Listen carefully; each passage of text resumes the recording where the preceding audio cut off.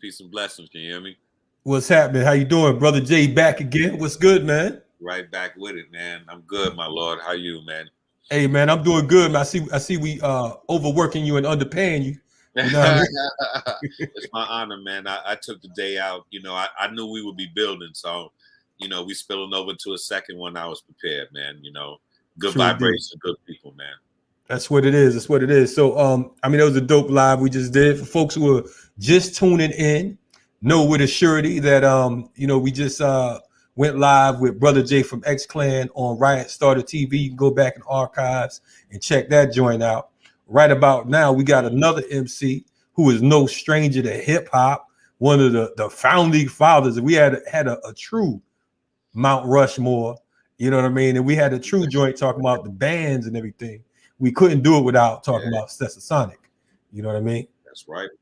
That's right, man. You know what I'm saying? Before I heard about anything of the Roots or anything, I would hear about them. You know, cats like Force MDs, different boroughs. That's right. But Stetson, you know, I'm Brooklyn, man. So Stetson was champion to me, man. You know, all day long. So I'm honored with this. I mean, without a doubt, even with it, man, you know what I'm saying? When you talk about like, we're going to have my man Daddy on. We might have a few other folks on here tonight. We're going to see what time it is, you know what I'm saying? But when you talk about cats like Daddy-O, you talk about all the way, not just Stet, you talking about self-destruction, you know what I'm saying? You talking about production of folks like Mary J. Blige, the B-52s, and so many other cats or whatever that the heads ain't ready for. But they got a brand new single coming out, you know what I'm saying? And matter of fact, you know, I think we could debut their video here tonight. You know what I'm saying? I think they dropping it on midnight on the Stet joint, but we're gonna try to hijack it real quick because that's how we do around these parts.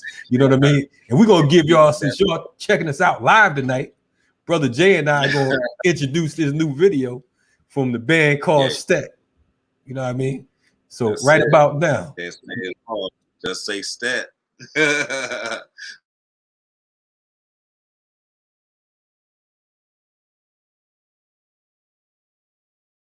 This is DJ Grand Wizard, Grand Imperial, Grand of them all, DJ Prince Paul, brand new Stetsasonic.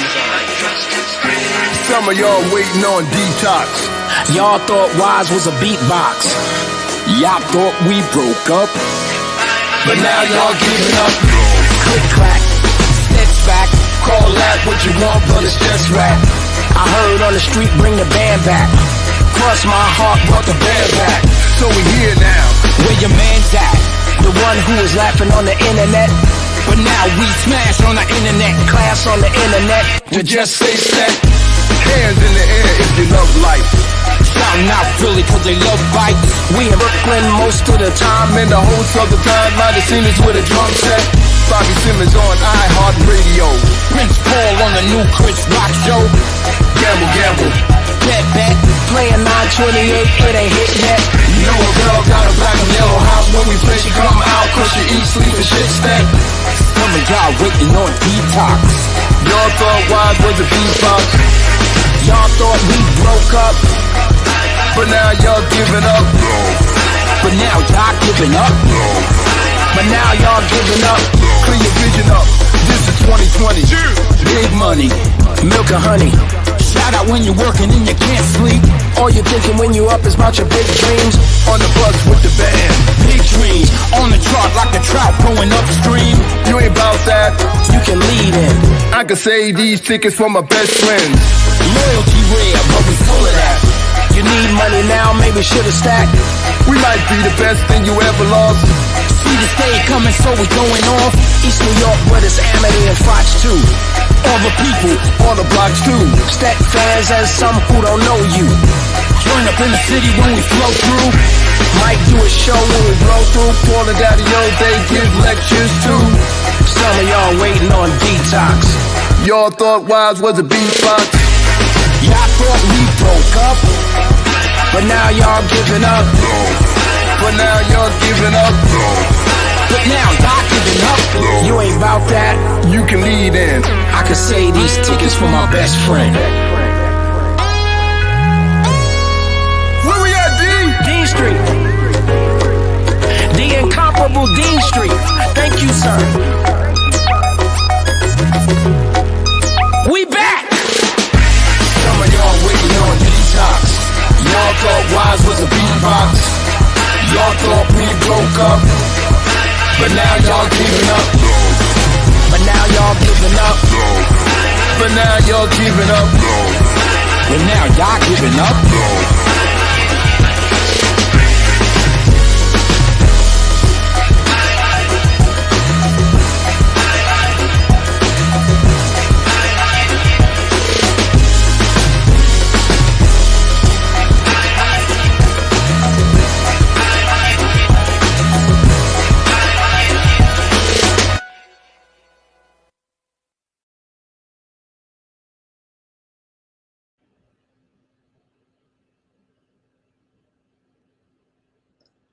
Wow. Yo, Brother Jay, what was that, man?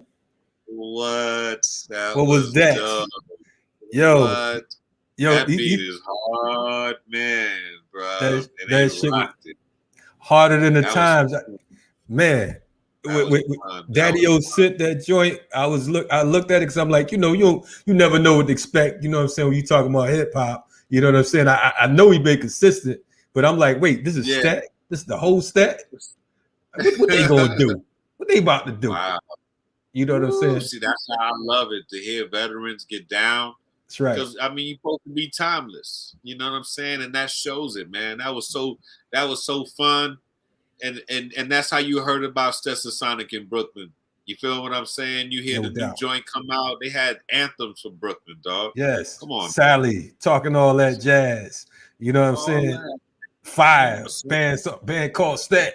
And we on fire. You know what I'm saying? Hey, look here, man. Without further ado, man, we need to bring Daddy O to the screen, man. See if he's ready to come aboard. Daddy O, what's good, baby? Yeah. What's up? What's up? What's up? Man, peace you. Respect. Peace, brother Jay. Peace, Kalonji. Indeed. How you feeling, man? You sitting on the porch, like, you know what I'm saying, like you grandpa status, but we just saw you rocking. I am grandpa status. All three of us on here. I just sent my grandkids home yesterday. Yo, I didn't understand it before when people used to say, "Man, it's so good to have grandkids because you could let them go." But man, after yesterday, I was like, man, because I got two boys, you know. I'm like, wow. Yeah, I get it now. I get it now, bro. I really get it. That energy is no joke. That's right. It's no joke. Right. They no joke, man.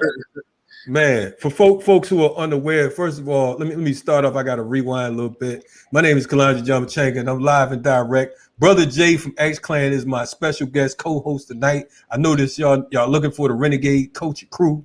They absent tonight, but I had to go get somebody heavy. You know what I mean? So I went and got Brother Jay. And then I'm like, yo, my man Daddy O supposed to be on the Remix Morning Show the other day. Then he hit me up. He's like, yo, the grandkids had me tied up in the closet. It was them boys, boy. Them boys had me going. I'm like, yo. He's like, we reschedule. I said, let's go. Yo, for the folks who are new to this, brother, Daddy O, Stetsasonic. Tell us about Stetsasonic and how that came about, man. Well, Stetsasonic is a hip hop band. Depending on who you ask, we say the first hip hop band, but there's an ongoing argument with us and Cosmo D from Nucleus. Okay. Who says that Nucleus was the first hip hop band because they did take instruments on the Fresh Fest. And I talked to Jalil about it one time, and he said, he might be right, Daddy O. You know. Shout out to Jalil, man. Yeah, but we known as the original hip hop band. Came together, you know, a group of friends. Me and Delight was friends first. We decided to start a group because of stuff that we heard going on uptown with Flash and them and Fantastic Five, Treacherous, Macedon Committee, all of them. So we said, let's put together a group. So we started, you know, we started off as the Stetsasonic 3 MCs. And I always tell people it's kind of like that commercial that you used to see when somebody start walking, and then as they start walking, it keep gaining people, because that's the way it was. You know, it was a brother out of Brooklyn. Yeah, it was a brother out of Brooklyn named Kevin Port, and he was basically teaching us our stage skills. He's the one that brought Wise and Fuquan to the group. And another brother that was friends with me in the light said, "Yeah, man, if y'all are doing the rap, man, my brother make music for the rappers." And that's how DBC got in.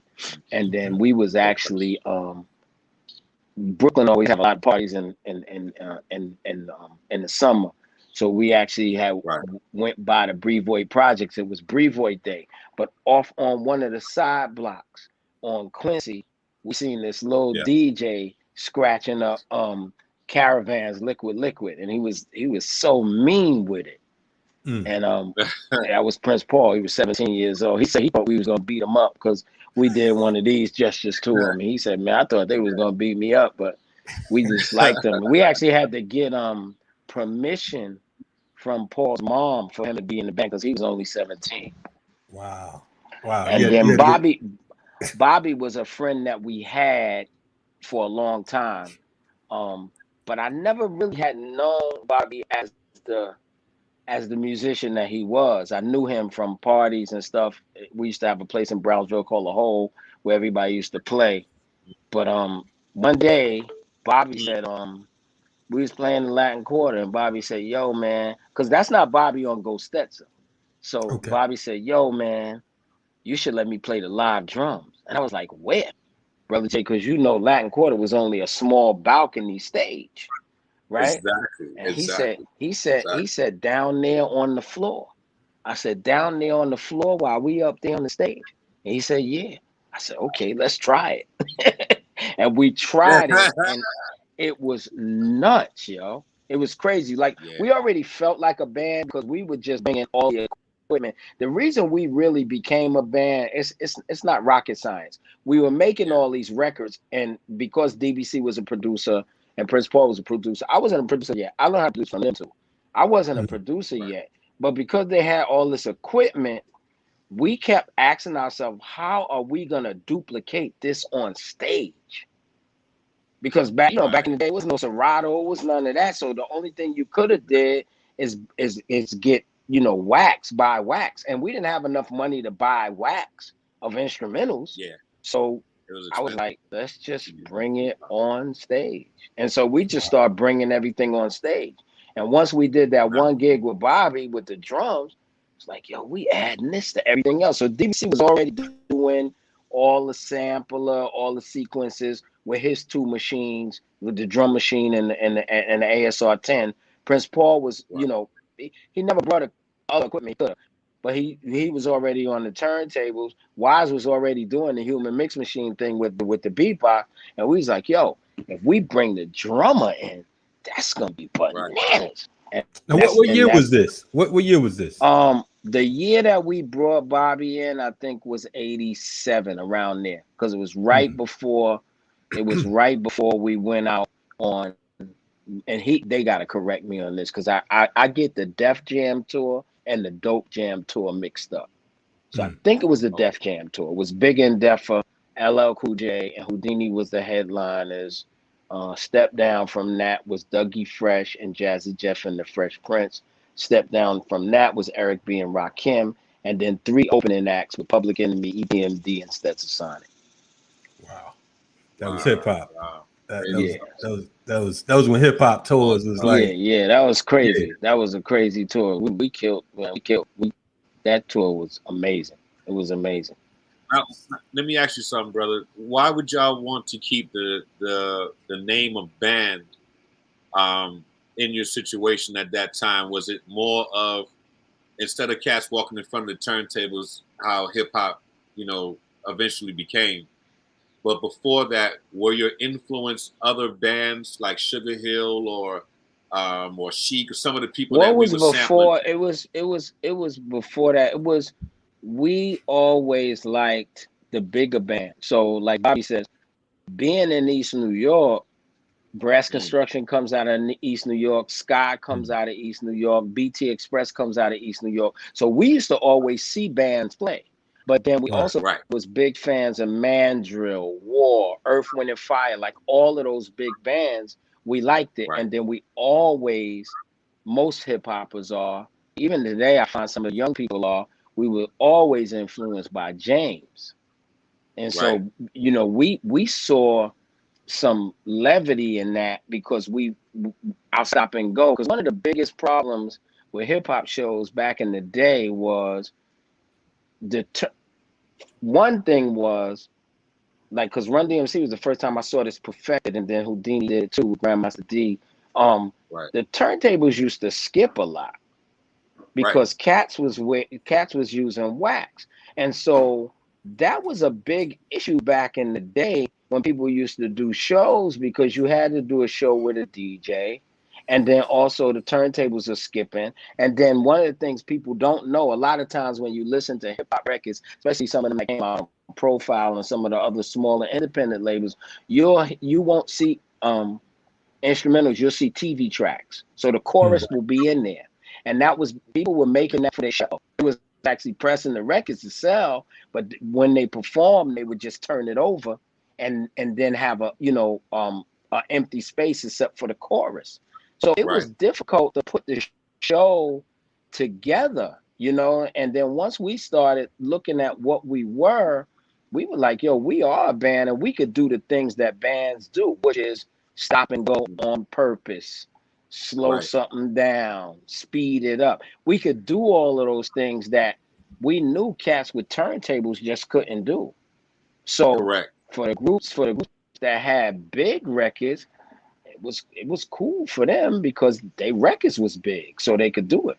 But for some of the groups that was stepped down, it would be difficult competing with us. So it was a lot of times, you even hear Chuck D say it all the time, like he hated going on after Stetsasonic. Hey, man, speaking of Stet, we learned a lot. You know what I'm saying? We learned a lot just watching our heroes, which at that time, besides for flashing them, we didn't have no rap heroes. Like, we never had really seen Fantastic in the flesh or Cold Crush in the flesh until later. But we had watched Flash and them do some amazing things at the Peppermint Lounge. I remember one time we was watching Flash in the Peppermint Lounge. A lady gave Melly Mel her mink coat from the audience. You know what I mean? That's how cool he was. But check it out though, Daddy. Before you go any further, man, we got another special guest just logging in. We got your bandmate Bobby Simmons on the joint. You know what I mean? Yeah. Let's unmute Bobby real quick. Hey, y'all can hear me? We can hear you, man. What's happening, G? What up, baby? I feel like it's Stetsasonic. What up, Daddy? Yo, what up, man? Hey, what up, son? You got Brother J co-hosting. I need to cut the light on my terrace, man. Look at Daddy O chilling in Texas with the with the lights out. You know what I'm saying? There we go. Yeah, it was getting dark. Yeah, that's better. That's better. He said the lights on in his terrace. That's a long way from East New York. You know? Real shit. Word up. Yeah, but the cool part about Texas, my gun's legal now. No doubt. They was legal in Atlanta too when you was here. They were legal in Atlanta, correct. But not like Texas. Word not up. Like Texas. Word up. Bobby Simmons, welcome to Renegade Culture. What's happening, brother? What's happening, y'all, man? Thanks a lot for inviting me to join y'all, man. I appreciate it so much, man. Big everybody up in Atlanta. No doubt. Bobby Simmons look like he live right now, like he ready to go rip it up. Yeah, stay live. Well, I'm at the station right now, iHeartRadio, so I'm doing my show while I'm in the middle of talking to y'all. So I'm like, it don't matter. I can play those extended songs and don't have to worry about doing no set. No doubt. Hey man, we just played that video to this new single, man. What's your take on that? Oh, y'all just dropped it? Y'all played it? Oh yeah. Man, he was the first one. Kalonji the first one to play it. Because we ain't premiere until midnight. Oh, okay.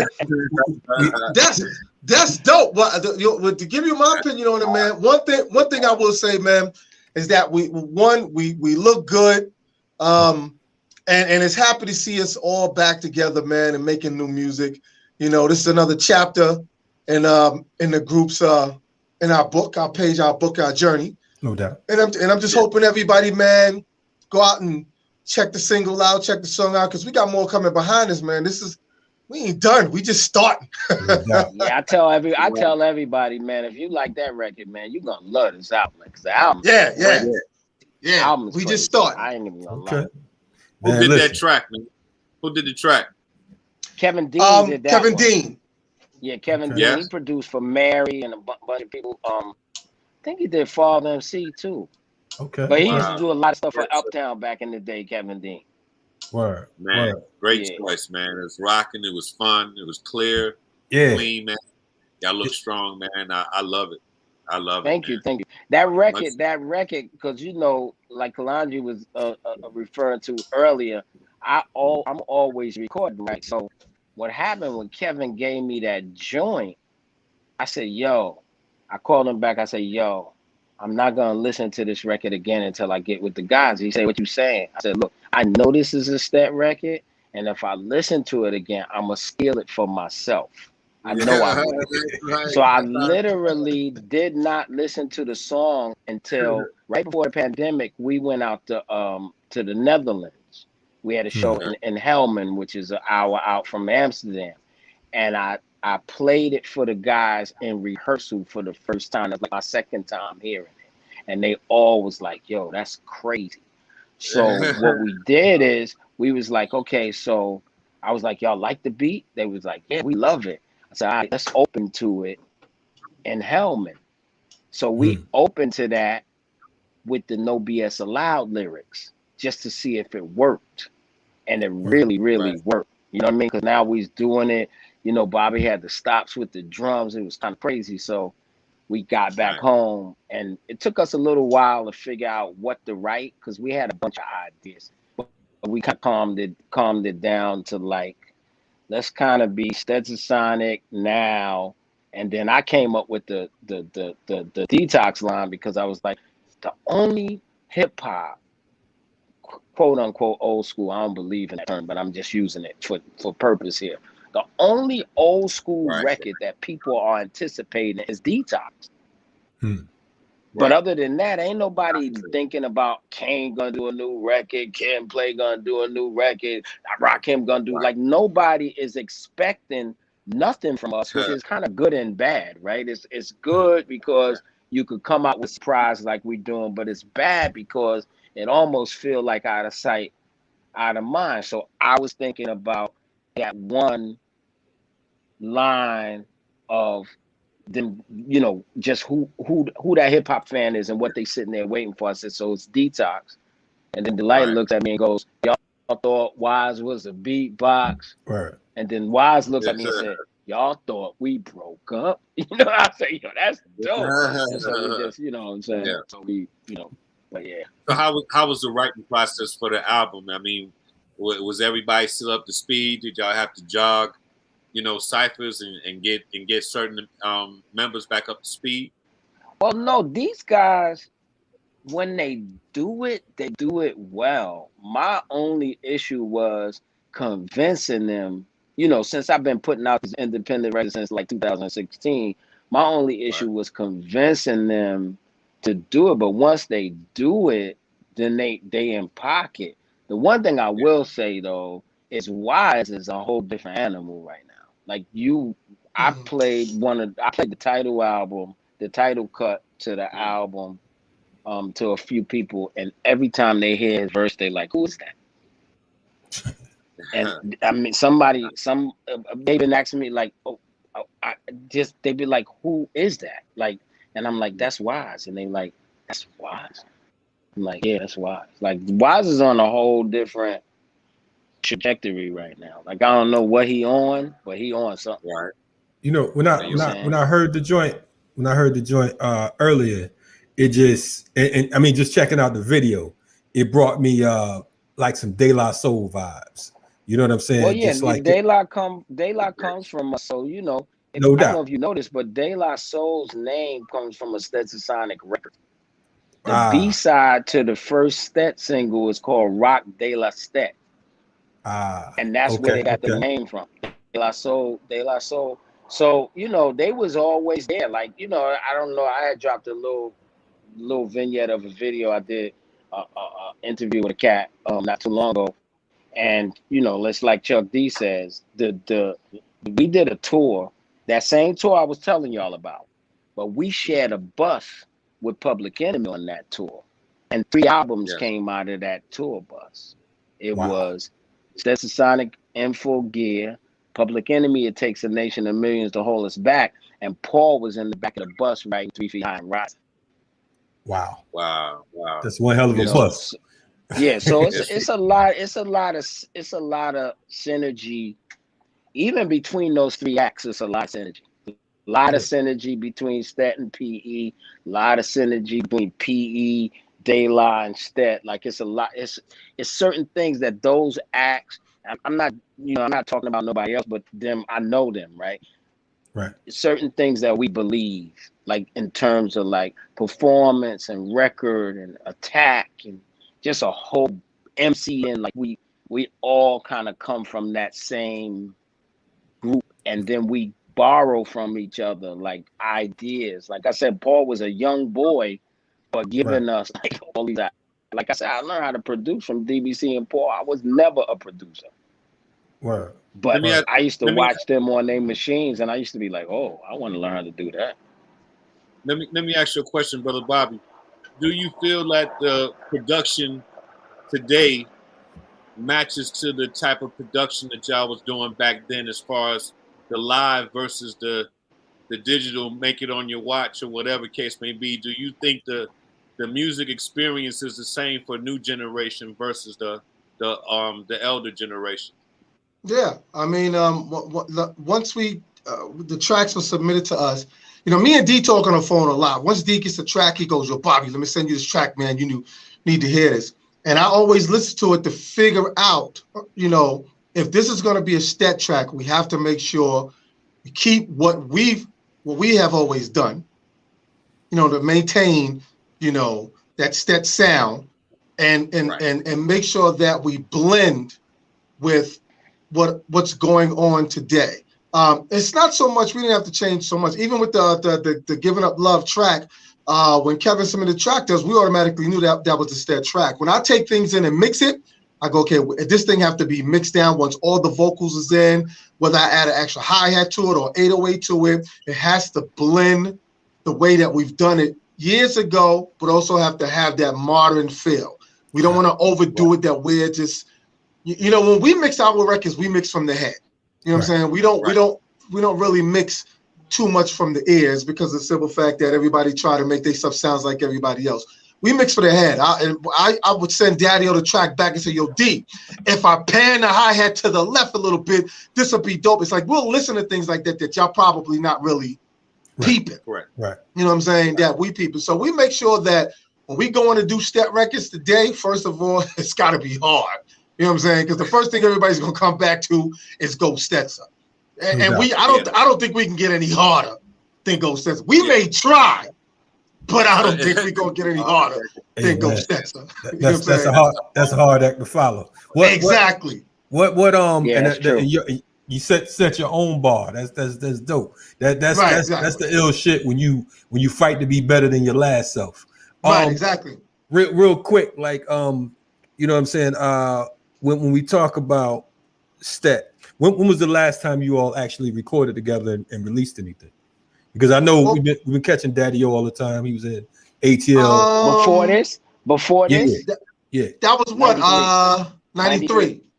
Yeah. 94. Yeah, it was 94. 94. Hold it. We did an album. 94? We did an album in 91. But in 94, we actually cut a couple of records, a few. Yeah. We actually released that. What year was that, Bobby? We released that in 2000 and not 6. We released that in 2000. Was it 12? Maybe 13? 12 or 13. 13. We did a Stet unreleased thing with a brother. It was just wax. We just, we do a lot of vinyl. Like even this record, we put it out on vinyl a few months ago. We sold out. I think he actually went press more now that the video is coming out.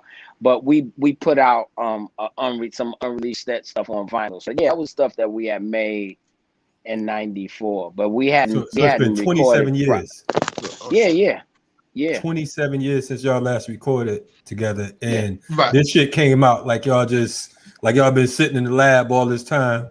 You know what I'm saying? Guys is so easy though. Kalonji, they so easy to work with, like, you know what I mean? Like in terms of like I don't. One thing I love, man, about working with Stetsasonic, maybe this is a bias. This could be a bias easily because I grew up with them, right? So I grew up in music with these guys. So maybe it's cause they my bandmates or whatever. But the one thing I will say about these guys, especially when we get ready to start doing lyrics, I don't have to worry because they know what kind of impact it has to be. So one thing I will say about Stetsasonic, and I don't know if everybody does this, well, this is one credit that I will give the writers in Stetsasonic, including the band members. Nobody has a problem taking something and throwing it away. Right. Like nobody has a problem saying that just doesn't work. You know what I mean? Like writing the whole thing that counts. And going, yo, that just don't egos, work. Egos yeah. So that's exempt. the coolest. That's the coolest part. So when it comes down to it, all the elements, like the things that I would look for, like a voice. The light's gonna give me full voice. Why is it gonna give me full voice? I'm never gonna have to worry about whether they're gonna sound right because they know how to get on the mic, just like the stage. Because we're a stage band first. We ain't know nothing about the recording studio. We was killing shows across New York City. We had no idea how to make records at all. You know what I mean? But so they know how to make themselves sound right on the mic. It's just an issue of I think with seasoned, that's a good word. I don't mind that one. And with classic MCs and classic hip hop artists, I think it's just an issue of figuring out where you fit, right? Like, because, we're not going to be T Grizzly. We're not going to be Blueface. We're not even Kanye, who can be hip as anything. We're not that, right? So we have to figure out where we fit. And like Bobby said, like you was talking, Kalonji, we do have a bar because Go Stetson, and there's a few others. There's the Sally record. There's the Talking on That Jazz record. Even the stuff we did in Self-Destruction. There's something there. Like, it's not corny. It's good. Like, even Africa, right? So even when it comes down to making message records, we gotta like really figure that part out. And like I told Jay years ago, I said, man, after him, you really got to figure it out because he pretty much in one record just slayed all of us. Like, people don't know, but I tell people that all the time. I said, man, Brother Jay said, I'm not the G.I. Joe. I don't know if y'all know what he was saying, but I do. He came out and said self-destruction is not a key function. Enough about the leaders because the people keep fronting. You know what I'm saying? I play to the East backwards like it's brand new all the time. You ask my family. You know what I'm saying? Like, that's one of my favorite records in the whole wide world. You know what I mean? Because where he took me on that journey as MC, I'm going to tell you something I never said before. Brother Jay influenced me so much that my first 2 solo singles on Polygram was the same 2 records he used for his first 2 solo singles. I didn't even notice I was doing it. Wow. Brooklyn Bounce was his first single because he used More Bounce an Ounce. And then I came back with the second one, which was that Flowing that and other Flow. Flowing and Flow was the same record as his second record. I never even noticed it. That's how much influence he had on me. So even making message records, it has to pocket. And then the cool thing about having cats like Bobby around is, Bobby is a walking musical encyclopedia. Like, I call him and I say, who was playing bass on this? Was that Bootsy or was that James's other bass player? Oh, that was so and so because he boom boom and Bootsy had left in the 70s. Bobby know everything. Like, he know who wrote. He the real Bobby like, Digital. Yeah. I be like, who wrote something? Oh, so and so wrote that. Do you ain't hear that? You know what I mean? So that also is a big issue. Like, it's a big issue for us to be an extension of the Black music that was before us. It's a big issue, man. I was just having a conversation with somebody about the word Black earlier today, and I said, it's gonna get real tough. I see them throwing darts at the baby and all of that. And I said, it's gonna get real tough because for me, you say black and you're not enhancing the black community, then you need to drop that. Like BT just needs to drop the black. Like it's so many people saying black, and they don't even care about us. Like I'm saying, like, hold up, like we didn't start off like this. You know what I'm saying? Anytime you said, you know, black, it's like, okay, you know what I'm saying? Like, it and meant then something. the next thing you know, it means everything. It means black means anything now. Like that's a weird, it's a weird, and I don't want to give on a tangent, but I know I'm talking to my brothers, you know, we get down like that. But man, like we really gotta, you know, something that we gotta do. So for us, it's very important to be an extension of the black music that came before us. When you're on a tour bus from Stetsasonic, you probably never hear our music on the bus, but you will hear unreleased Temptations and old flash tapes and like just stuff that came before us that allow us to feel like we part of something, because it's bigger. And I don't mean to say it in a disrespectful way, but it's bigger than hip hop, because hip hop is just the last manifestation of that. That's right. Right. You know what I mean? But it was being manifested. Say that again. Pardon me, Lord. I thought you had concluded your point, but I was just asking. Go ahead. Did y'all have rival crews at that time? Because you know how borough prejudice New York could be. So was there somebody uptown that was like, you know, trying to be the Stetson of that time frame? What do y'all feel to that? I mean, honestly, I don't know about you, D, but I think people was funny with us, man. They just never really approached us. Yeah. You know what I'm saying? Because they didn't really know how to look at us. You know, we rarely had any problems or any rivalries with any hip hop acts back then, because a lot of them were our friends. We were cool with them. I think the only one we came across something with someone with something was that night. I never forget Daddy Key Daw, Gene Griffin, and we got into this big thing at the Marriott Hotel with Teddy Riley, Guy, and Rex in Effect that it sparked something. Wow. They was the only act. You know what I'm saying? And it took, you know, and it took a couple of people to say, look, let's push everybody else back and let's get Daddy-O and Teddy Riley to talk this out. Because if Daddy-O and Teddy Riley wouldn't have talked it out, guns would have went off in the Marriott. and Gene Griffin, and let's not take this away, God bless the dead, let's not take this away from Gene Griffin too, because Gene Griffin would have got guns too, because Gene Griffin was like that too. But cats just didn't know how to approach us. You know what I'm saying? Yeah. All I remember that night was we going down on the escalator, they going up on the escalator, and we coming back up on the escalator. Like that night at the Marriott was just like, it was really about to happen. That was a tough night. I will say two things I will say to that point, just to add on. One is, shout out to Bismarck, R.I.P. I'll never forget one time we was on I remember one time we was on a Juice Crew, and Bobby, you probably remember this. We was on a run with the Juice Crew, and so it was because Stetsasonic is kind of original Juice Crew. We used to run with Magic and Ty back in the day, and we were all on a bus. I think it was 2 cities or 3 cities. It wasn't a lot, but it was everybody from the Juice Crew: G-Rap, Kane, Biz, Shantae, Shan, and I never forget. Biz, they you know, because Biz was joking on everybody. Biz could joke. I don't know who's better, Biz or Flavor, but both of them are really, really good, man. That record that Public Enemy got, and Flavor said, you got a rip in your couch.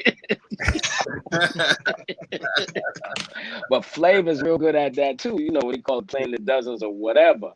But I never forget one time we was on a bus. This is the first part. We was on a bus, and Shan said, I bet you won't say nothing to them Stetsasonic brothers. Then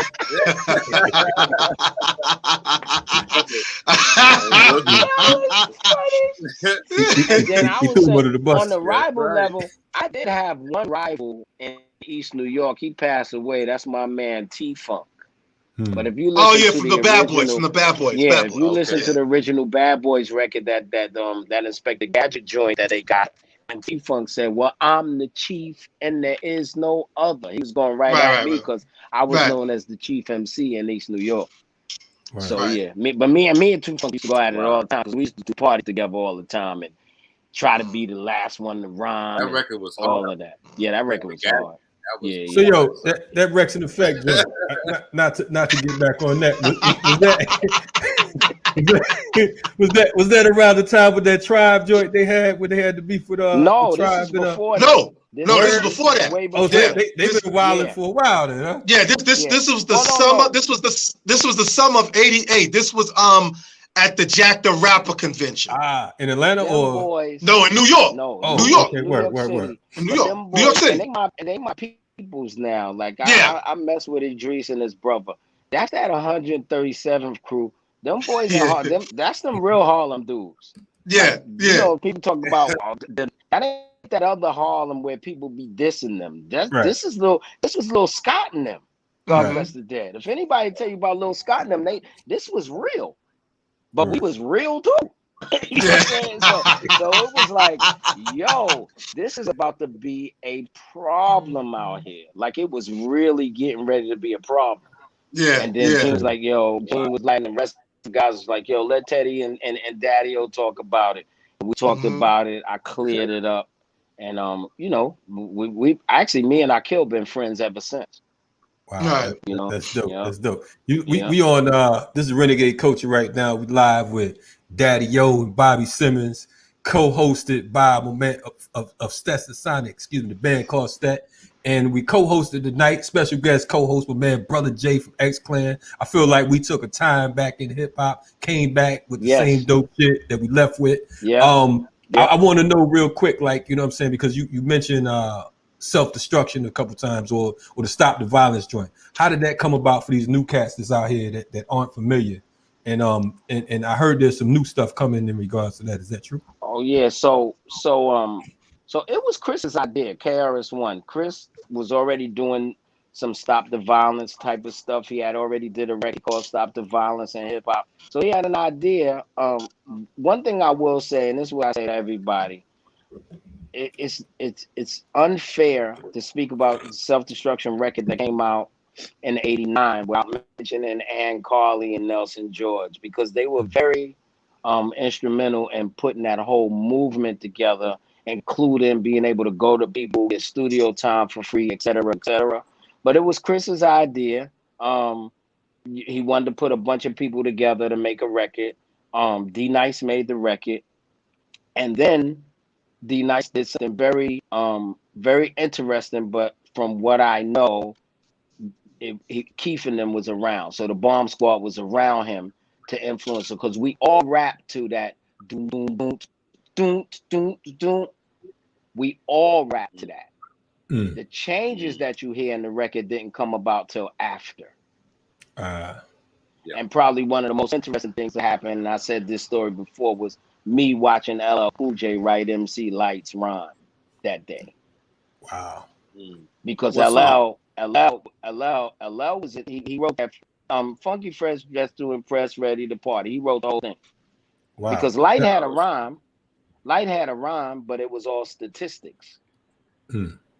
And then he was like, "Who going after you?" And she was like, "Daddy-O," and he was like, "Yo, you can't go before Daddy-O with that." Because I know this little idiot gonna come with something. You know what I'm saying? So and then we asked him to be on the record, and he said he didn't like the beat. He was like, because you know, LL was in between albums. This was right before Mama Said Knock You Out. Walking with a Panther, which would be a success for any of us, you know, 2 million records, was a failure for him. You know what I mean? And he was like, I ain't been out in a long time. I'm not coming back on that beat.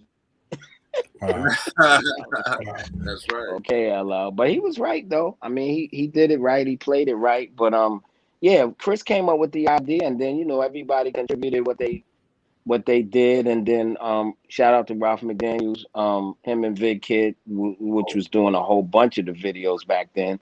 They did Susie for us too. They came back, and I think they did some stuff for y'all too, right, Jay? All day long, man.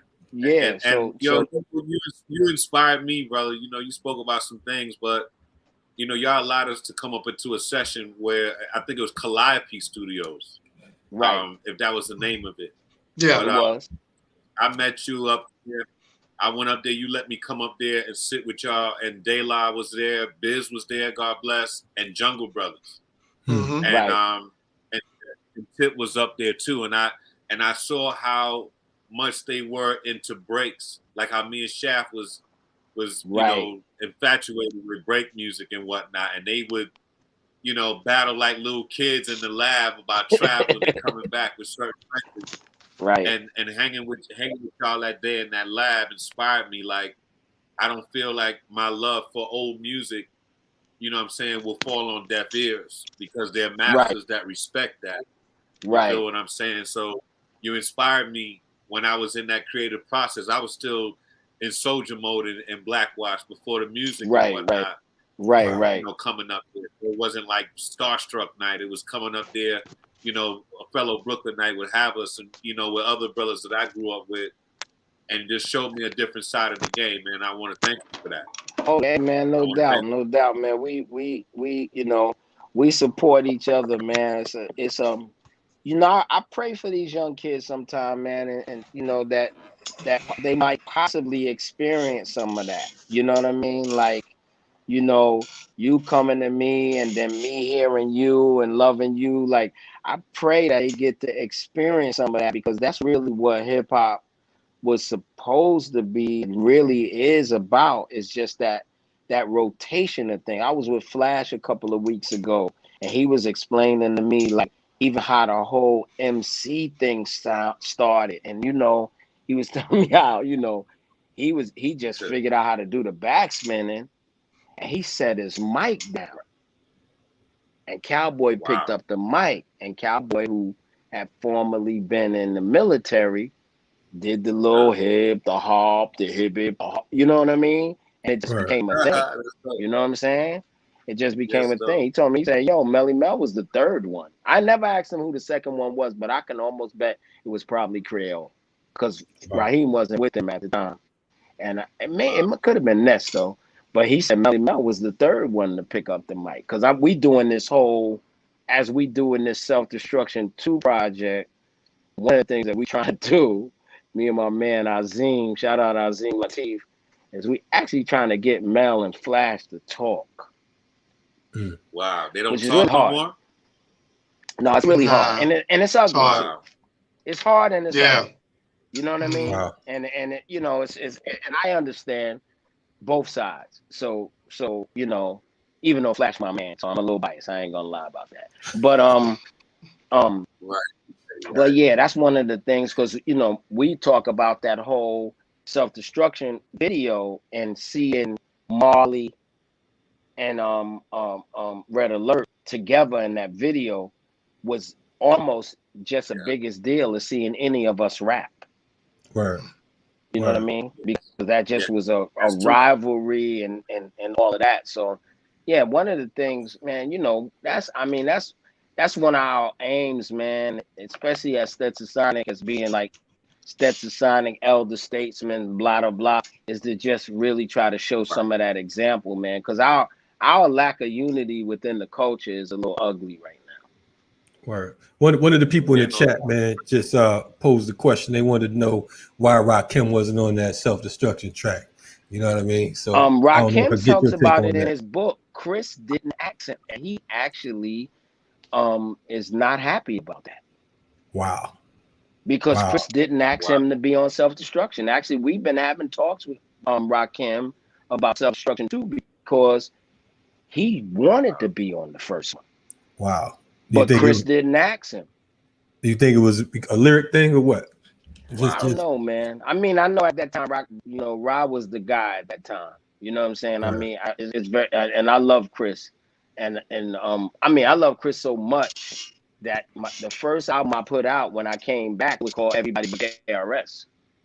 And that was because I felt like anybody in my age range I could take out, but probably not him. You know what I mean? So I was like, everybody but KRS could get it. You know what I mean? But at that time, Ra was the guy, man. I mean, there was no, you know, I mean, lyrically, I mean, I know a lot of people say G-Rap, but G-Rap kind of came a little later. Word.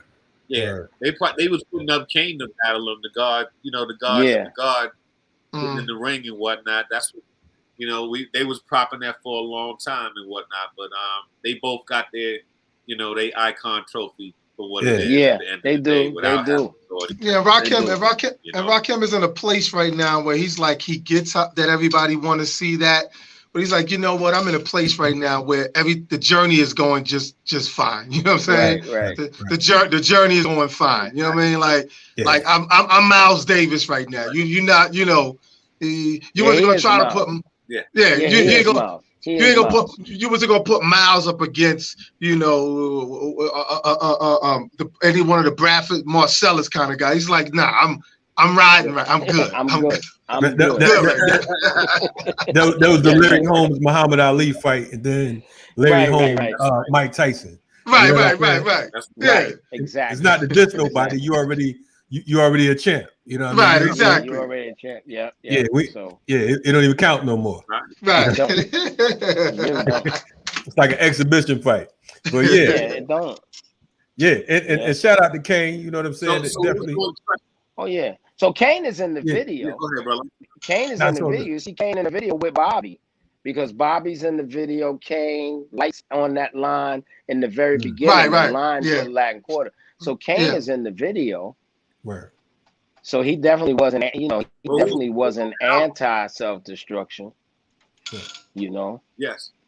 So yeah, as we move closer to doing this second joint, I'm doing a series of records because it's just too many MCs now. It's just too many. It's a million of us now, and so it's very difficult to try to bottle that up. So I'm doing a series of records. The first record is produced by Toby and Wigway's Camp. So it's Toby, his wife Fat, his producer Nell. That's two girls.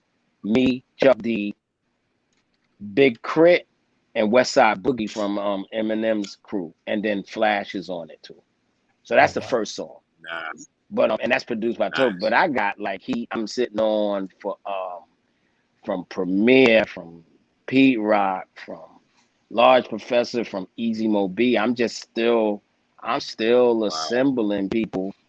Just try to figure it out. I got a place for everybody. I got a place for Brother J. I got a place for everybody. It's just an issue of kind of figuring out what that next set of songs are going to be. And we've been just so entrenched on trying to get the first one done. And the pandemic just set us back like 11 months. Right. I'm looking for this we dream record. Done. I'm looking for this dream record with Stet, Brother J, and Wise Intelligent. You know what I'm saying? That's crazy. You know what I mean? That's crazy. But see, with these guys like Brother J, so I did a record with Wise Intelligent. It took me about 8 weeks to write my rhyme. So messing with these guys like him and Brother J, you just got to give me time to write. Because I'm not, you know what I'm saying? That's one thing I'm not going to do. You know what I'm saying? Because these guys, they go in. Yeah, they go in. They hard. Like they've been doing that. Like I tell people all the time, like people deny me of this, but I know I'm right. I never was a lyricist. I was a good rhymer. I said great words. I got a good voice, all of that. But lyrically, I might have flipped some lyrics in that record we got on the On Fire record called My Rhyme. But other than that, I'm just a good rhymer. I'm just learning how to be a lyricist, like to say things that have a double and triple metaphor, and you know what I'm saying? Like I never really knew how to do any of that. I knew how to say dope lines. You know what I mean? Like I come from that Melly Mel school of thought, dope lines. But in terms of lyrics, nah. I never, you know, that's why you always took the lyricist and put the lyricist and you know what I'm saying in one verse. So yeah, I'm down for that. Stet, Brother J, and Wise Intelligent. You just got to give me time to write my rhymes. I'm gonna holler at Wise because that single is hot. One of them beats. Thank you, sir. I'm with it. Oh no, we got. I ain't going front. We got track for days. Like I mean, I give. Man, listen. One of the things I'm very thankful about is my mama used to tell me something a long time ago. I didn't know it was in the book of Proverbs until I got older, and she had already passed away. But she used to always say a good name is better than riches. Always. I mean, that was one of the sayings around my house. A good name is better than riches, you know. And one of the things that we have tried to do at Stetsasonic is just not mess up that name. You know what I mean? Because you know, it just. I mean, we even went through a thing, man, with a promoter at the top of what was that? The top of 20, Bobby? Yeah, the top of no, top of 19. Top of 19. Top of 19. Yeah. A promoter tried to put some dirt on our name and all types of stuff, and we got from underneath it, but we had to do some work to do that. You know what I mean? So that's what we've tried to do. So I'm saying that to say it lends to be a great asset now when it comes to production, because I gotta be honest, they don't send us garbage. They send us heat, like that joint you heard. Like they send us heat. I'm like, what? So between that, what Bobby does naturally, and it's just kind of three sets. It's like, because I'm not producing nothing. I'm rapping. I'm trying to just be, you know, I'm trying to get my lyrics up.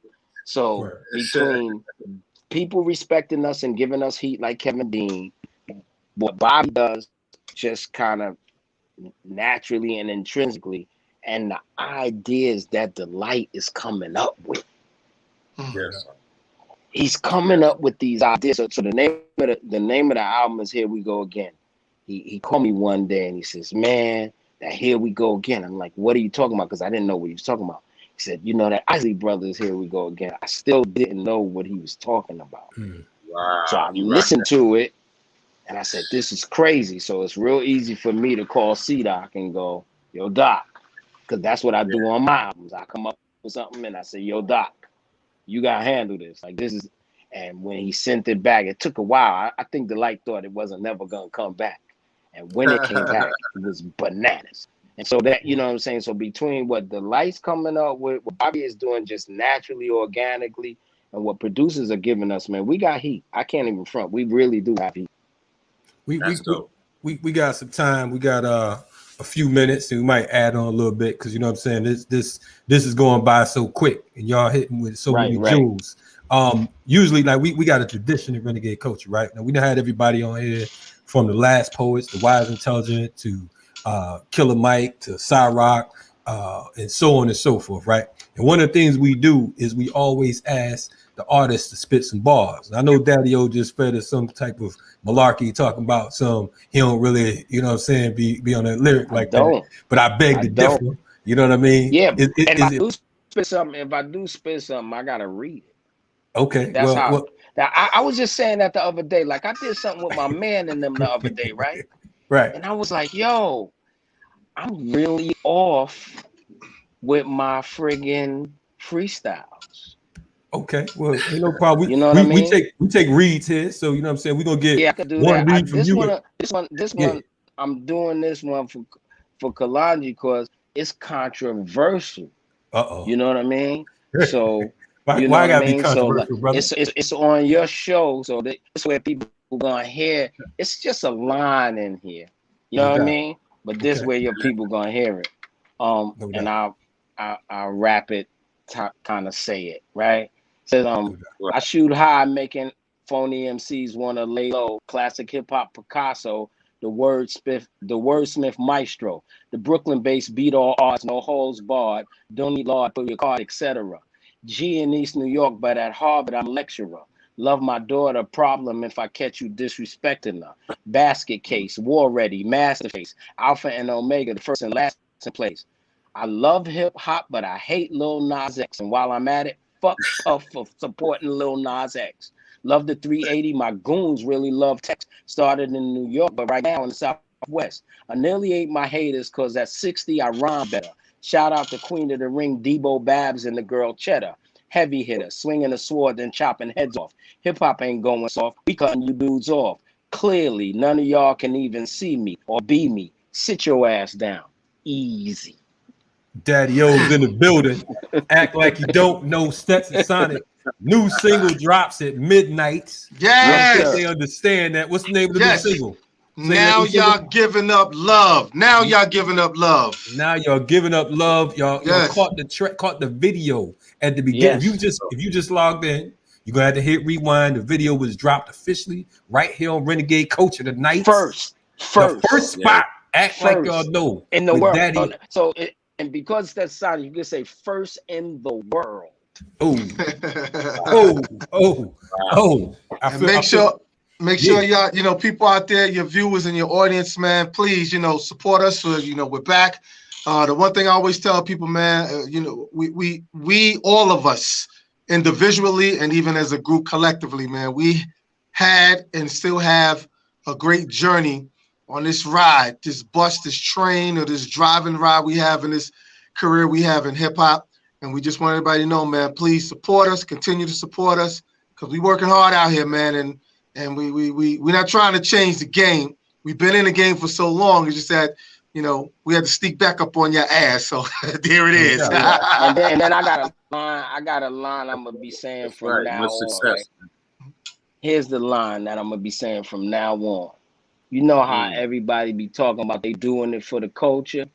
Right. If you ain't doing it for the renegade culture, you ain't doing shit for the culture. Oh, man, right here. Hey, listen, man. Holla at Renegade For Culture. the culture, what? It got to be the renegade culture. If it ain't the renegade culture, what culture is it? Look here, man. It's the little Nas X culture.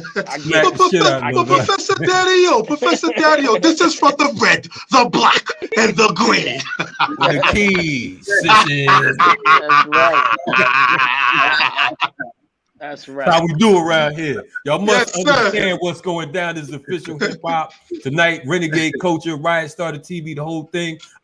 Daddy-O's in the building. Bobby Simmons. So Jay, band called Stet is back in full effect. So Brother Jay is 3 verses. 1 for a Daddy album, 1 for a Stet album, and then I Need You on Self-Destruction 2. I just had to say. There you go. You hear that, Brother Jay? It's official now. And then you know, me and Bobby can A&R the album, bro. Because we okay. You know what I'm saying? Hey, listen, I'm doing marketing and promotions. I'm just volunteering, drafting myself. I'll end this. Look out, band called Stet, Brother Jay, whatever y'all want to do. We in here. Act like you don't know. Yeah. Before we go, Brother Jay think he getting away with murder. He was on this joint twice, and he ain't spit no bars. So we ain't trying to hear that shit. You know what I mean? Time, man. I wasn't stepping on that, man. You know, man, stop that. Well, let me speak to the elder, OG, Daddy-O. You cool with Brother Jay getting some bars in this program? Give us something, man. Just so people, I got something to brag about, man. No doubt. Something to brag about, man. That's just out front, Brother Jay. That's what's up. All right. I'm giving haters heart attacks, bop gun, bleeding them, lock low, silver round, devils, I'm deleting them. Feeding for the dumb out, beseech them and teach them. Cock back these hammers, make them dance to the beat, son. Spawn of the ether, them, Brook, Nam, Bethlehem, Mecca, son, scripting on these dance hall hymns. Brother man, the craven, swimming through the desert winds, lion of the jungle, rocking gators on my Timbs. Focus black money, reparation soldier. Charts say I'm hotter, but the hood say I'm colder. Ambassador chosen is grown man biz. Daywalker for real, I keep my darts in the fridge. One love. Yeah. Yes. Yo, Renegade, hold on. Let me get some of this. Hold up, let me get some of this. Word up, yo. I ain't young MC. I hit harder than a hammer. Stop dancing and learn something.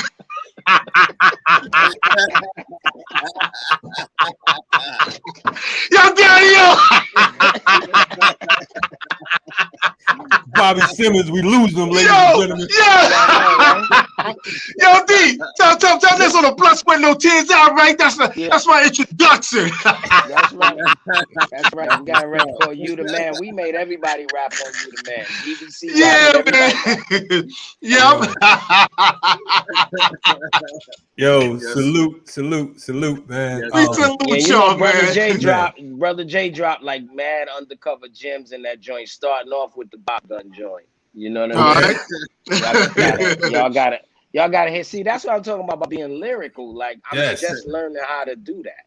Man, listen. Brother Jay and Wise, I'm man. just learning how to do that. Yeah, they crazy. You got to listen. It's like they speaking a different language. You got to listen to it. That's the way it's supposed to be, though. I thought, I'm going to be honest, bro, and I know we got to go. I thought everybody would move toward that by now. Yeah. You know what I'm saying? Like, I'll give you an example. I was a big part of Biggie's career. Me and Unstarted Junior Mafia.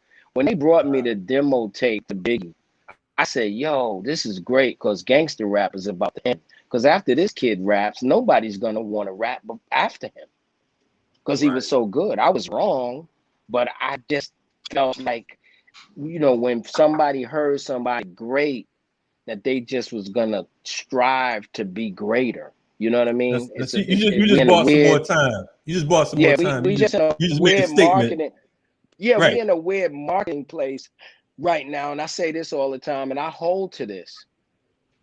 I let the record companies off the hook because if you buy something for $3 and sell it for $9, you might too. We all do wholesale retail. I used to do that with incense and oils, right? Okay. I let the artists off the hook because sometimes we know what we're doing and sometimes we don't. And that's just clear. I know that from records I made and things I've done.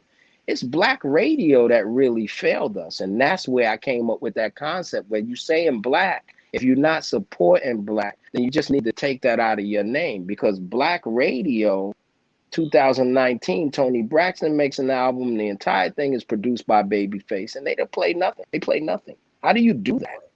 Like maybe she's not our queen, but she's one of our princesses at least, right? And then Babyface is definitely one of our kings. I mean, he's been doing it for a while. How do you do that? You know what I mean? And so, yes, we got everything now, YouTube and Spotify and Apple Music. I hear that, but my point is because radio still plays a big part in the black community, especially when it comes down to local, right?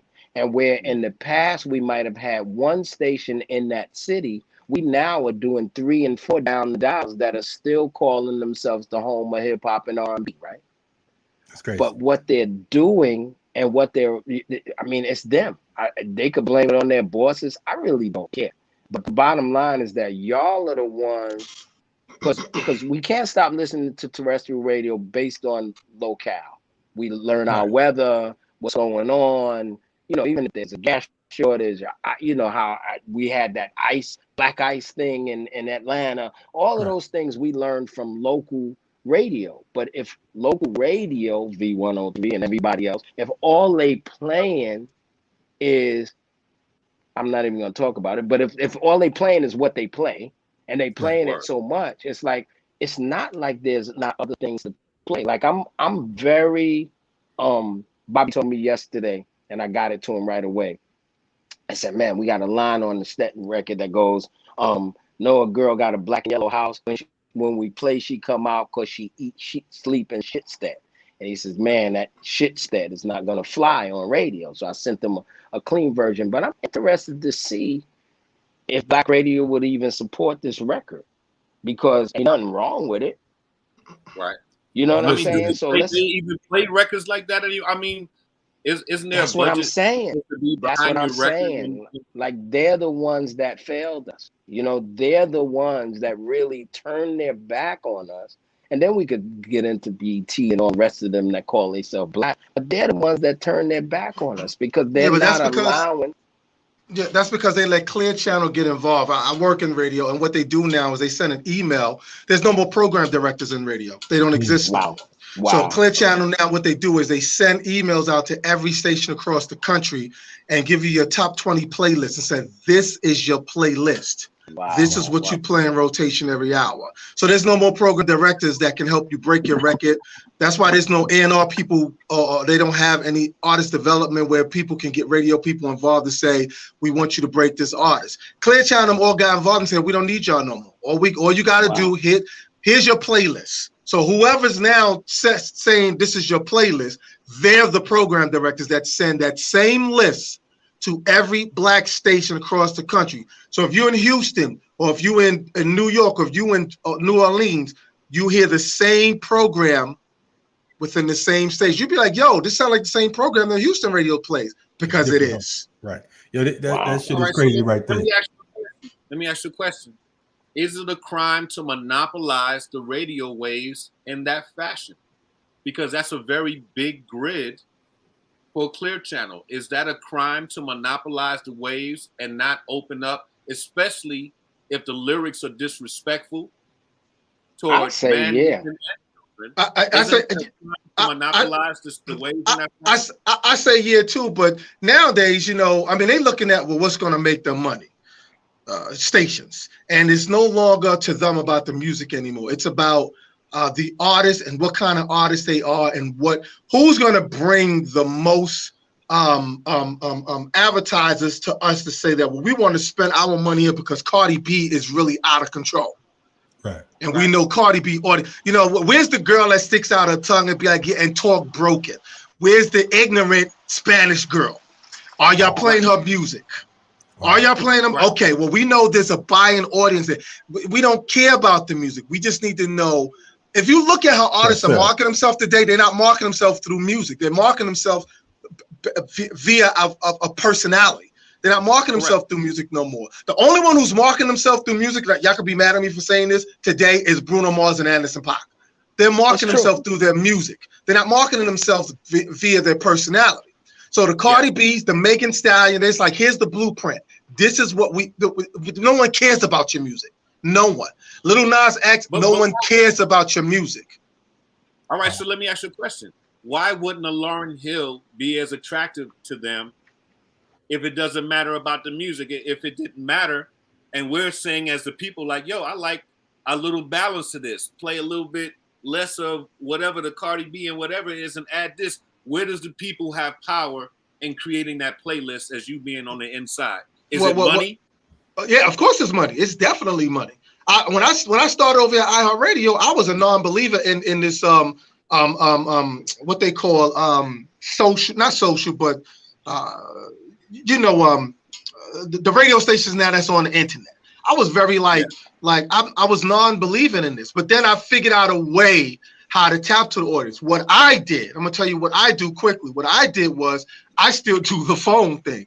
I still do the social media. Was like, no, talk to me through here.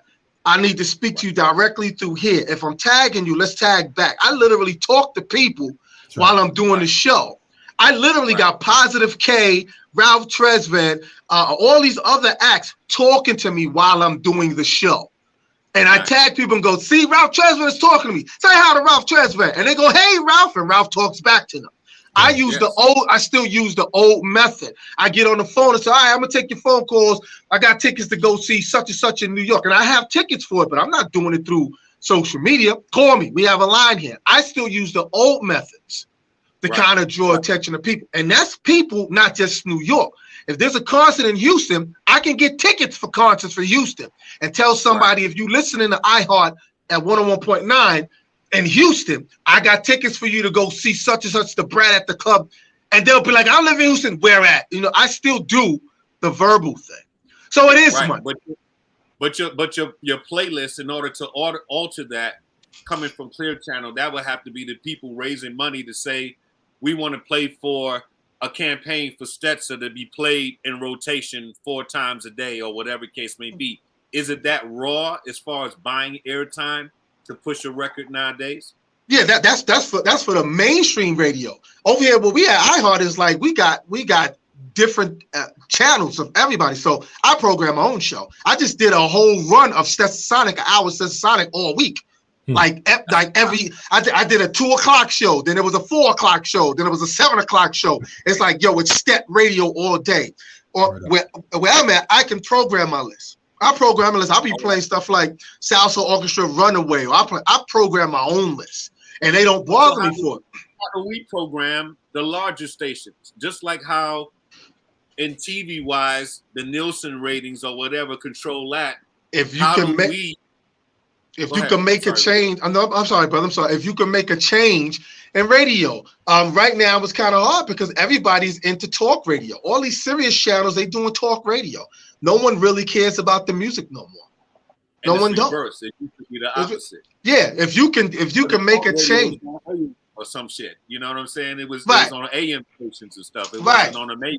Right. No one really cares. Think about everybody you know, Daddy, Brother Jay, Renegade. Think about everybody I know. How many of them you can count on your fingers got a podcast? It ain't music. Right. That's real shit. Well, I want to say that here at Black Power Media You know what I'm saying? We're growing that and looking to change that narrative by having Yes. groups like Stet on here, like Yes, having yes. X Clan on here, and having Wise Intelligent, and we had and folks like Moo Fresh. So we've been Yes, rocking everybody from I love Moo Fresh Fresh. to Yeah, Cornell West is what They you'll scared find of here. us. They scared of us. And let me tell you why they scared of us. They scared of us because I tried to get Stet on. We have a station in New York called Fox 5.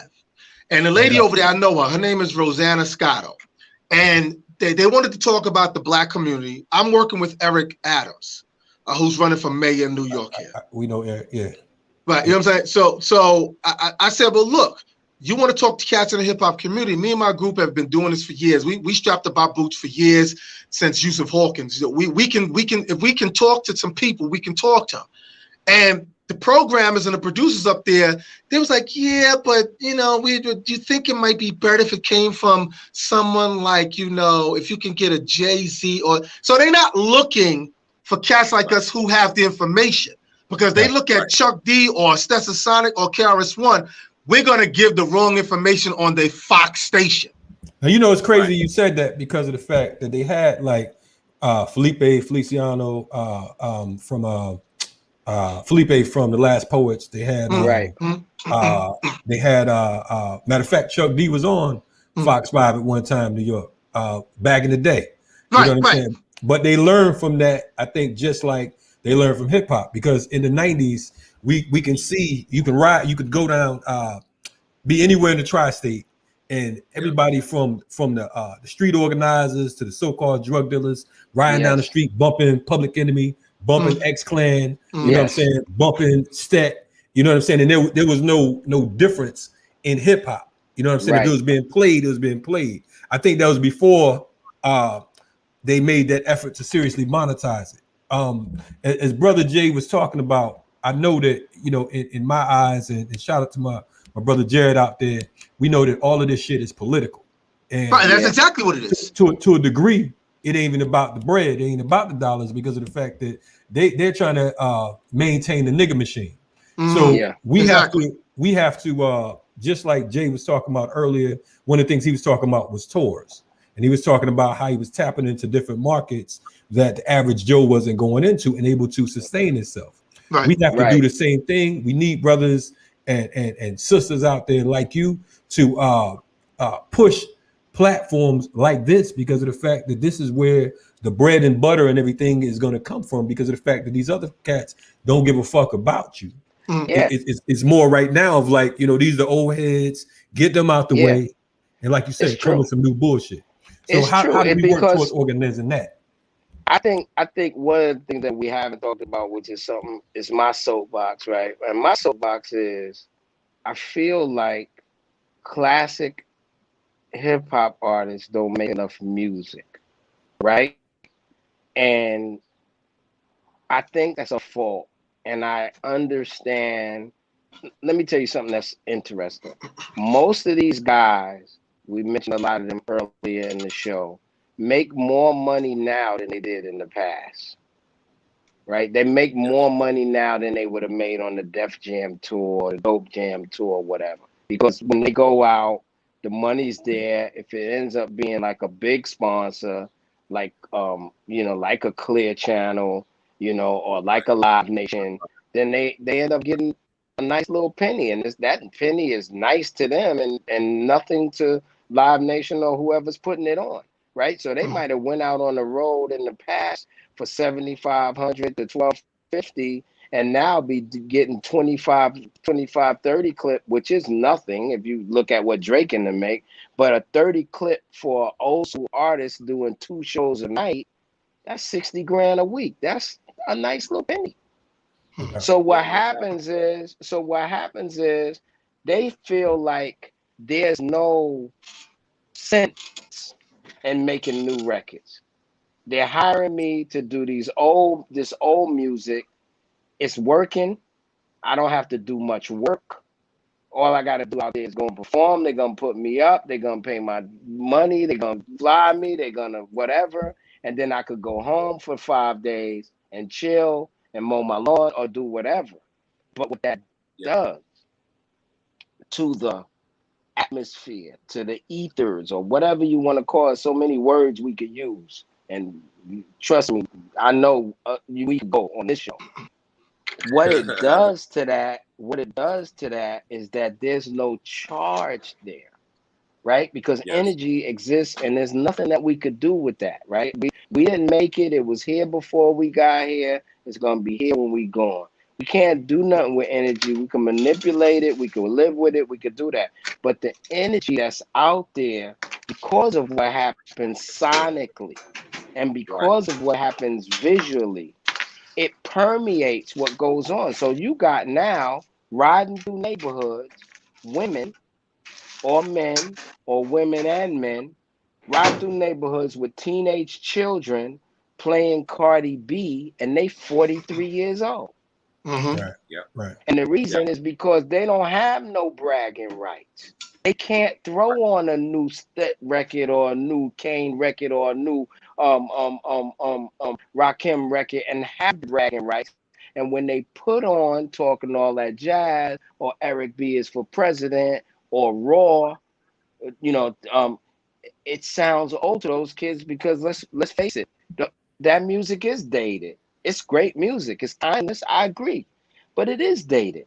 And so what happens is you don't have a contemporary energy of classic MCs who have way more to talk about.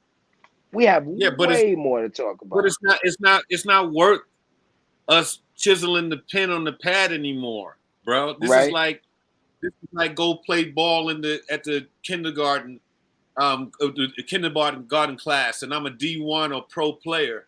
It's not worth it. Well, here's the deal, though. I think, and this has been my quest since 2016, there is a such thing as what I call a hip hop super fan. There is. And this is why I know. This is the only reason I know this is because I experienced it. On my Bandcamp, a few times a month, I'm not telling you that it happens every day because it doesn't. But on my Bandcamp, a few times a month, I get people buying my entire catalog for $50. Okay. Now, on and off, they buy. I just seen something yesterday. They'll buy a song for $2, or they'll buy an album for $7. But a couple of times a month, people buy the entire catalog from Bandcamp. Those people, I know, are hip hop super fans. And if one exists, 10,000 of them exist. The difference between me and everybody else is I got enough music up there to spend $50 on, and it's all brand new. Right. Now on the Stet Bandcamp page, you might see some older Stet records. Ain't no real older Daddy-O records to put up there. You know what I'm saying? This is all new stuff I made since 2016, and they're buying it. And like I told my people that I work with, I said, look, I don't care where people buy in as long as they do. I'm going to continue to make these records. I feel like this joint I'm sitting on right now, this next joint I got, this First Team record is better than everything else I did. But the point of the matter is that if we making the music, we permeate the space, and then we turn, they have to notice us. If it's 9 of us doing this great music, they have to notice us. And even if the powers that be don't notice us, because I really don't care about them, it's the hip hop super fan that now gives us grounds for existence, because they will support whatever our version of Lollapalooza is, and whatever, if we decide to do a new Jack the Rapper or whatever we decide to do, they will support that, because right now they just sitting around listening to our old records, and sadly, some are getting caught up into new music that they don't have no business listening to. I got a question for you. I got a question for you, Daddy-O, and the same question is going to apply to Brother Jay, because of the fact that there are folks who check out, a lot of your works and stuff like that, and a lot of people know you from Stet, but you also, as you alluded to, are a producer. One of the things you mentioned a little while ago was that you were one of the founders of the group Junior Mafia. You know what I'm saying? Which a lot of people don't know.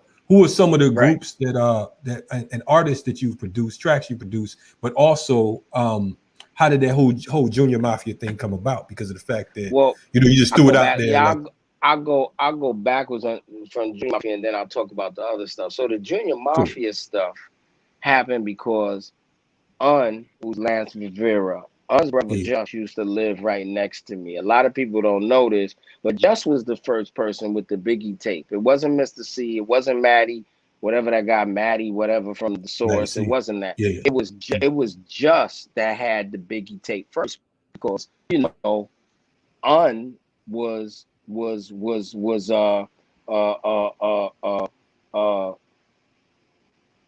Biggie's idol, basically. He was a hustler, but he was really getting it. You know what I mean? And it was Biggie's idol. So what happened is, a lot of people don't know this about and they may, because he's getting ready to do a series called Fulton Street that probably show it. Is more of a visual genius than he is anything audio. Like, records are not really his thing at all.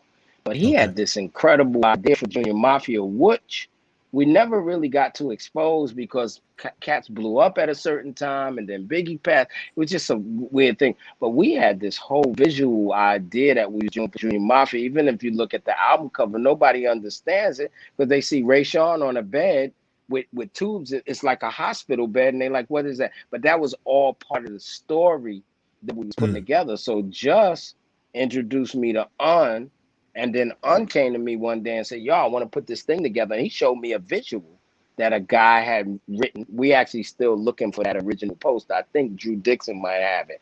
That a guy had drew for us. He was real dope. And it showed Biggie, because the whole idea of Junior Mafia was Big got locked up, and now they was handling his business outside. Kim was his lieutenant, and then everybody played a different role. The Sixes, which was Caesar's group, was a role.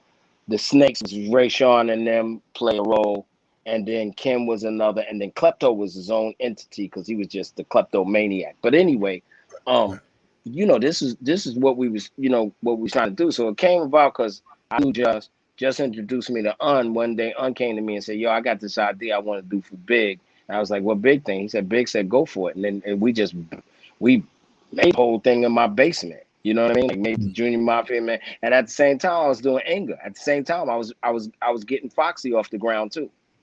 Wow. You know what I mean? So that was that. But the other question. I got a guy who's my digital guy, and I told him one day about something, and he actually started doing it, which is, how people do these family chart things? Yeah. Right? They say, I'm doing that for me. Because there's so many things that came out of like me and Stetsasonic that people really don't know. Like, they know about the obvious things, like Prince Paul doing De La and the Grave Diggers, or like me producing Top Billing for Milk D. But they don't know that I put Kedar in the business. So now Erykah Badu, India Arie, D'Angelo fall under my, you know what I mean? So it's like, it's so many things. So I'm trying to put together something now to kind of express that. And then again, it's the same thing I say for everybody else. Like, I would encourage, once I get mine done, for other people to do it. Because sometimes, like, for instance, if Rich Nice did one, people wouldn't know all those things that came out of Rich Nice. Like, a lot of people just don't know where people came from. And I think some of that is necessary. And again, that lends to what I was saying earlier about us classic MCs and classic hip-hop artists, and maybe just classic hip-hoppers, not even people that make music, but that was around. There's a story there. And the one person I do see taking advantage of that is my man Rocky Bucano, who's putting together the Universal Hip-Hop Museum. Rocky was around from the beginning. He refuses to let the story die. I was on the board of the Hip-Hop Museum way earlier than it was even an idea. Wow. You know what I mean? But a lot of people was looking at him like, oh, a bunch of people want to do a museum, all of that, and he won't let that die. Yeah. Exactly, as a story. And I just think that there's so much that we have to say. But so museum is one thing, but if we don't make new music, it's gonna be a problem in terms of trying to get some of this stuff across. First of all, excitement is like it's a difference between nostalgic excitement and the type of excitement that we had on the beginning of this live. Right up. You know, the excitement that we had at the beginning of this live, playing a video was brand new. Yeah, you messing with Stet, you love Stet. Man, Stet came back.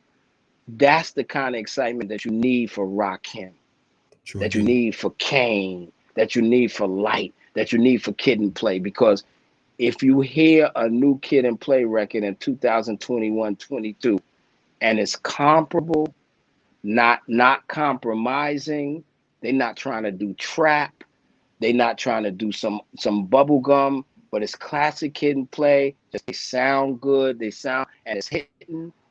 It permeates, and I'm just saying that has to be a major, and that's a long answer to your first question of how we end up doing things. You know what I'm saying?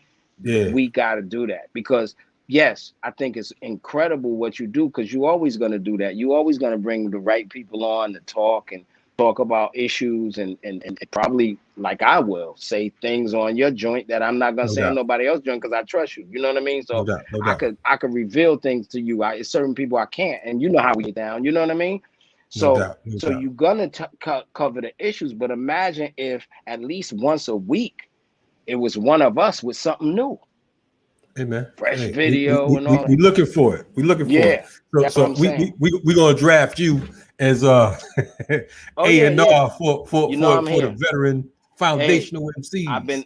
I've been praying for that, man. So I'm there. I'm there. Hey man, listen, man. Any brothers and sisters that you know that's coming out with anything, let them know.